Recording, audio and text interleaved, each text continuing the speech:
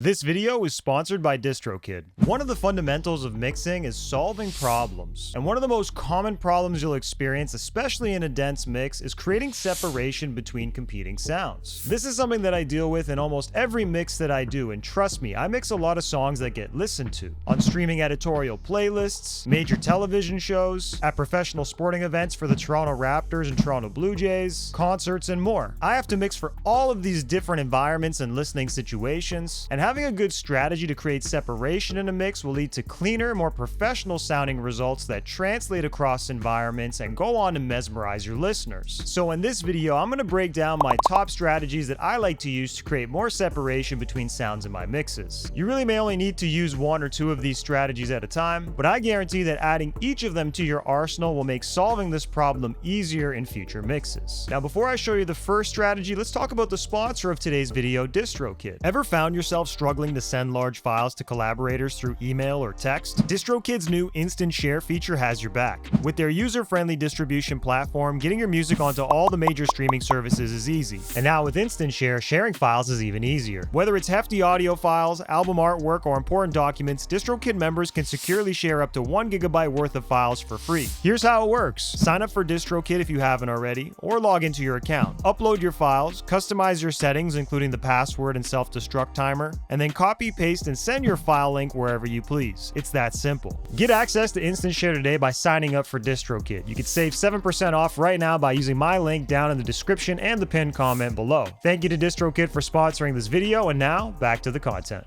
Now, while this video will be focused on solving this problem in a mixing situation, the reality is it all starts with recording and production. And for me personally, before I go ahead and tackle this problem in a mixing situation, I often take a step back and put on my producer hat for a moment and work with artists and producers where possible to adjust arrangements, swap out sounds, and do other necessary things that'll basically enhance the sonic foundation of the track so that I can do my best work as a mixer. With that in mind, let's talk about the first strategy here, and that is panning. A simple and effective way to create space in a mix, especially between competing sounds, is by placing competing sounds in their own space within the stereo field using panning. Now, there are sounds that we shouldn't consider panning. Stuff like the kick, the snare, the lead vocal, the bass line, basically the main elements that need to remain in the center and be dominant, and also just translate for monocompatibility purposes. However, any non-lead or complementary sound can be panned outside of the center and into their own space in the stereo field in order to create more space between them and the main elements. So in the context of this track here, I've left a lot of my main elements panned to the center, so I haven't panned them at all, right? My 808 as an example, my bass, you can see that they're essentially in the center or they're equal on both sides if it is a stereo track. However, the complementary sounds in this mix, such as the percussion, the hi-hat, the synth, the pad, and a vocal pad, I've gone ahead and panned these elements in order to create more space between them and the other sounds in the mix. Now, while you can absolutely go ahead and use the pan pots built into your channel, I've decided to actually use a plugin that allows me to pan it instead. This is really the same thing, I'm just doing it with the plugin instead of on the channel directly, and for this I'm using Isotope's Relay. Now with the hi-hat, you can see I've panned it 20 to the right, the percussion that's ahead of it, I have it 20 to the left, the synth, I have 30 to the right, the pad, I have 30 to the left, and then the vocal pad, I have 10 to the left. For the most part, you can see how I've tried to create some symmetry between these as well, panning them an equal amount into each direction so that the stereo image isn't too lopsided. That being said, let's play this section. I'll bypass all of the panning and put it in, and you should be able to hear how it creates more space and opens up the track in a way.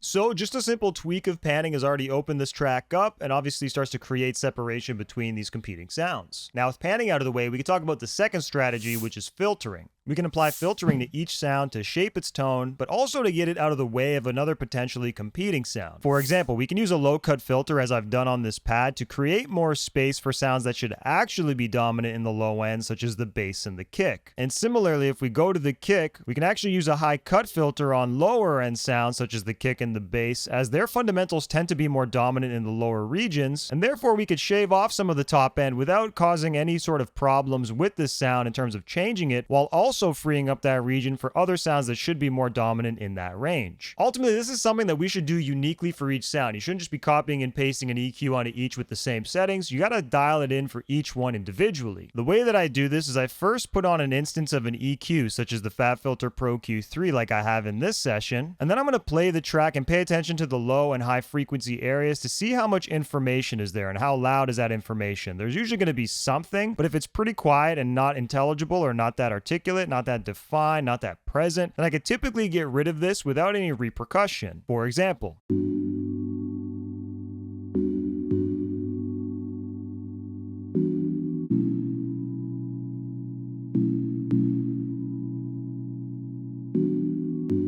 so I've obviously marked the locations of where there seems to be a lot less information from these points above or below. And now focusing on the low cut first, I can play the track and I'll sweep it to the right. And I'm going to pay attention for when the sound really fundamentally changes. When does it become drastically thinner and obviously not sound as good? Once I find that place, I'm going to back off, give it some slack, and not remove as much. Now we obviously want to do this gently. We don't want to remove too much. If we take off too much of the high end, your sound is going to sound darker and more into the background. And if you remove too much low end, it's going to sound thinner and weaker and not as powerful or present. And chances are, based on what we saw, it's going to be somewhere kind of closer to this low frequency here.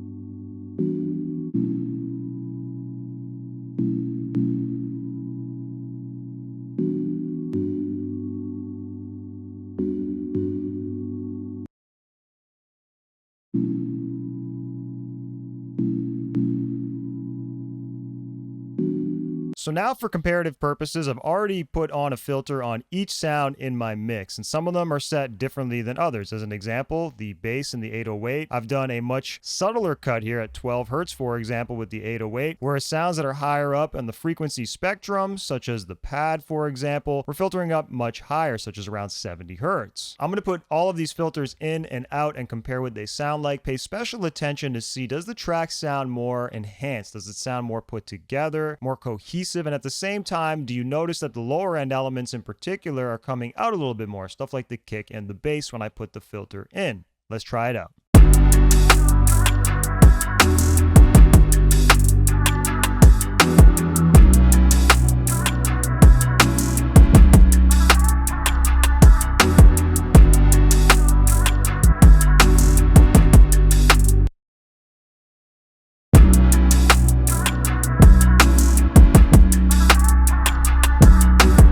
So in a way, it is a subtle difference, but you can definitely hear how everything just sounds more cohesive and it sounds cleaner. And not only that, we are getting that benefit of the lower end elements really punching through a lot clearer because of these filters that we've applied, especially to those sounds that do not need any low end information, such as the pad, the keys, and everything else that I've identified so far. Now, building on filtering, we could talk about the third strategy I'm going to share with you, which is subtractive EQ. Now, I like to use subtractive EQ in two different ways to create separation in a mix. The first way is frequency slotting, or what some people refer to as range allocation. This is a mixing technique used to ensure that each instrument or sound occupies its own space in the frequency spectrum, helping to avoid frequency masking and also achieve a clearer, more defined mix. This really starts by identifying the main frequencies that make up each sound and then using this information, reducing those areas in competing sounds. The competition between sounds can be exaggerated even further by frequency masking, which leads me to the second way I use subtractive EQ, which is to reduce frequency masking between sounds. Frequency masking is a phenomenon that occurs when two or more sounds with similar frequency content overlap, causing one or more of the sounds to become less distinct or even inaudible. This is because the human ear has difficulty distinguishing sounds that occupy the same or similar frequency ranges, especially when one sound is louder than the other. Now, some tools make identifying frequency overlap very easy, like the FabFilter Pro Q3, which allows you to set the frequency analyzer to another sound and will highlight frequency masking in red like so. If you don't have the the Pro Q3, you can simply apply an EQ and sweep around until you find the fundamental frequency or most impactful frequency on a given sound. And once you've identified that frequency, go into that competing sound, see how present it is in the same range, and then consider reducing it by a few dB until your preferred primary sound is more present. I personally prefer to do this dynamically with a dynamic EQ. That way the frequencies on competing sounds are only reduced when they're both playing simultaneously in the arrangement. To show you an example, I've identified these two sounds, the pad and keys 2, which I do find that they overlap at times and get in the way of each other. I'll play them without the EQ first and then show you what I've done to solve it.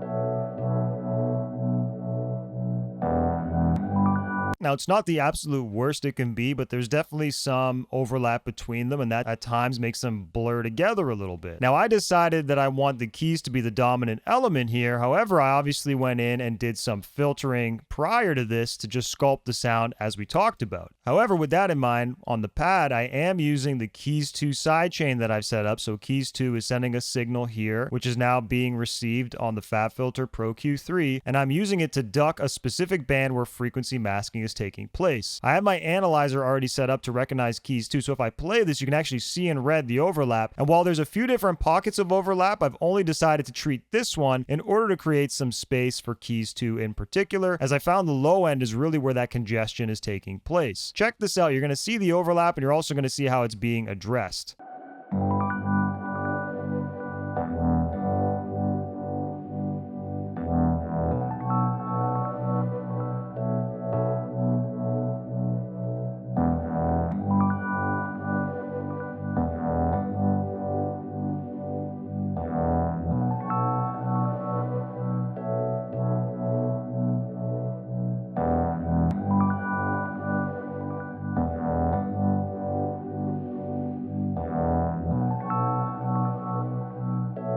Now again, while it's subtle like some of these other moves, you can hear how it's just prioritizing the keys 2 once again and making sure that it cuts out on top, especially in that lower range where those keys are most dominant. Now while I've run through this quickly, I have a whole video series dedicated to frequency masking and solving it step by step. I recommend you watch that video if you want to learn more about this process, as it really does make a difference in a mix. I'll leave a link to that up above right now and in the description down below. Now a key aspect of creating separation between sounds is prioritizing one sound over the other, which we've sort of done through some of these steps, but to take it a step further, we could talk about the fourth strategy on this list, which is sidechain compression. Sidechain compression is a powerful technique in audio production that involves using the level of one sound source to control the compression that's being applied to another. It basically allows you to prioritize one sound over another when they are playing simultaneously. And this is often something many producers do to get the kick to stand out over a bass, for example, which allows the kick to cut through clearly without any interference from the bass. And just like we did with dynamic EQ, you can use sidechain compression on a variety of sources, such as the vocals and the instrumental as a whole, the vocals and some lead sounds that might be getting in the way, guitars and brass, and honestly, many other ideas out there. Really, anything that's competing, you can use the strategy on. Now, to take it a step further, my preferred method of doing this is using a multi-band compressor specifically. Using a multi-band compressor allows you to focus on a specific part of the frequency range and have that frequency range only reduced, rather than the whole signal as you would with a traditional sidechain compressor. Basically, this lets you get a more focused sound without totally interfering with everything, as perhaps only some frequencies are clashing between the sounds rather than the entire thing. For example, on my Bassmaster subgroup, which is where all of my bass sounds go, I have a multi-band compressor put on there that's focused on compressing the low end below 160 Hertz. Now, this frequency band is being triggered by a sidechain that's being sent from my kick, so every time the kick happens, you're going to see that this band is going to duck. Listen and pay attention to how much more pronounced the kick becomes when I put this in versus when I don't have it in.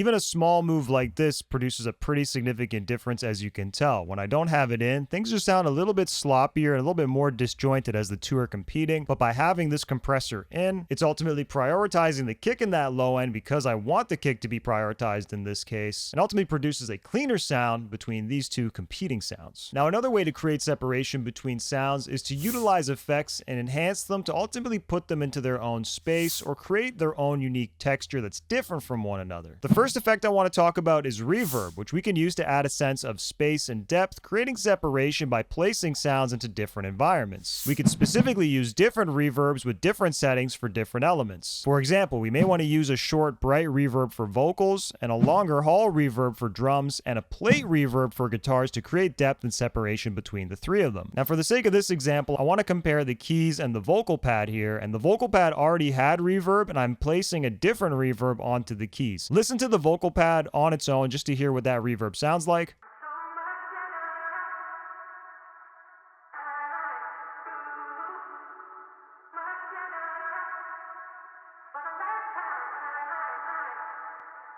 And now what we can do is I'm going to put in this instrument reverb, which is just an R verb with some room settings and some other settings that I've timed to essentially create a very elongated sound on the keys in particular. And I'm going to take it in and out. We can obviously hear the difference between the two.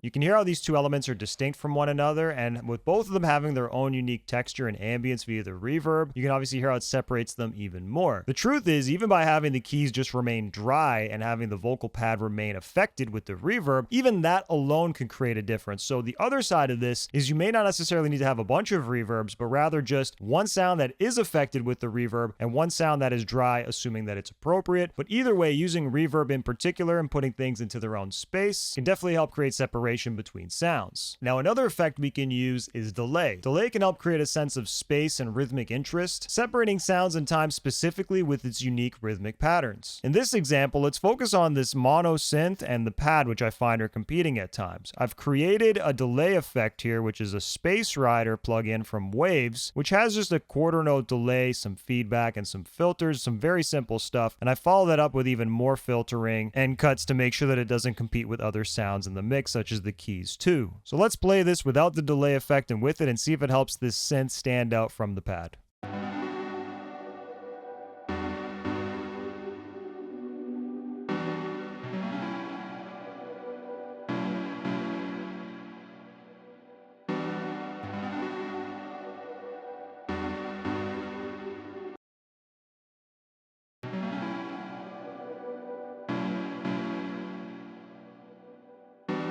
So as you can tell, not only does this make the synth sound cooler by adding a nice texture and rhythmic pattern to it, but it also helps make it more distinct from the other sounds in the mix, such as the pad that it was competing with. Now, I focused a lot on manual solutions to some of these problems. For example, with frequency masking, I talked about using dynamic EQ to solve it. However, there's plugins out there that can make your life easier by handling these processes for you automatically. I talk about one of these plugins specifically in this video right here, which I recommend you watch next if you want to learn how to mix faster and more efficiently with tools like this one. If you got value out of this video, please smash that like button and of course subscribe to the channel if you're new and want to see more mixing tips in the future. I appreciate y'all for watching and I look forward to helping you again soon.